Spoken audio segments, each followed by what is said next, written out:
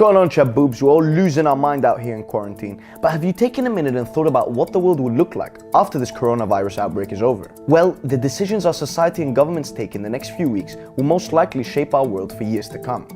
The impact will not only be felt in public health, but across the board in terms of politics, the economy, and our cultures. For now, we have social distancing, flattening the curve, herd immunity, self or state-imposed quarantine, working from home, no traveling, not a lot of toilet paper, and the online world has basically become our life. But how will all this affect us after COVID-19 is over? Yuval Harari argues that the bigger picture revolves around two big choices. The first is between totalitarian surveillance and citizen empowerment, and the second is between nationalist isolation and global solidarity. Governments have already introduced new surveillance tools to tackle the pandemic that would have been considered dystopian science fiction a few decades ago. China, for example, has employed mobile apps, close monitoring of smartphones, and hundreds of millions of facial recognition cameras, and measures such as forcing people to check and report their body temperature in order to identify coronavirus carriers, track their movements, and identify anyone they come in contact with. This Black Mirror-esque world is not just taking shape in China. Israel's security agency has now been allowed to deploy counter-terrorist cyber tracking technology to surveil coronavirus patients. It's important to mention here that the Israeli parliament actually refused this measure, which then had to be passed by PM Netanyahu as an emergency decree. Is this dangerous territory? Are we essentially choosing health over our privacy?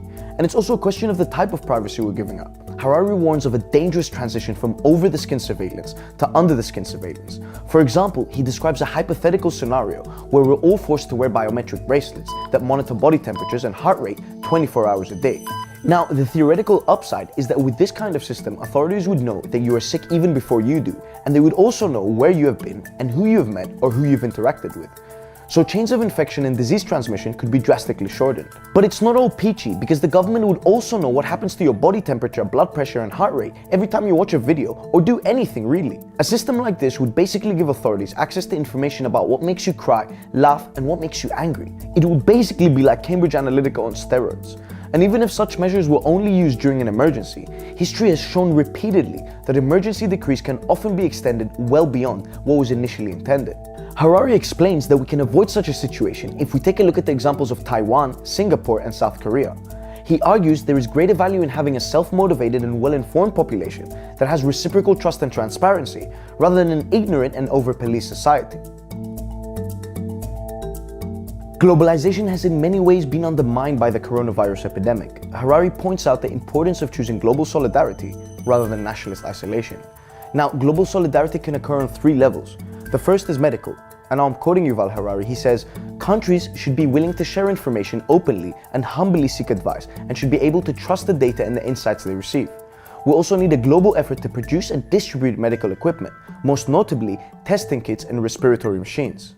And it doesn't only depend on the wealth of the country, more its ability to help. For example, we've witnessed the value of Cuban doctors, a country which, although under sanctions, has been able to extend help as far as Italy. Global travel might also be derailed in the coming months. Suspending all international travel could be very detrimental. And I'm quoting Yuval Harari again, and he says, countries need to cooperate in order to allow at least a trickle of essential travelers to continue crossing borders. Scientists, doctors, journalists, politicians, business people. This can be done by reaching a global agreement on the pre-screening of travelers by their home country. But Harari criticizes what he sees as the international community's paralysis. This could be due to the lack of global leadership present at the moment, particularly if we look at the US. The 2008 and even the recent Ebola crisis, the US was a global leader. But the Trump administration has all but abandoned its allies, not even notifying the EU when it cancelled all travel across the pond. And the president is too busy causing a fuss about what he thinks should be called the Chinese virus. And so the question is, where is our world headed? And can it ever look the same after this is all over?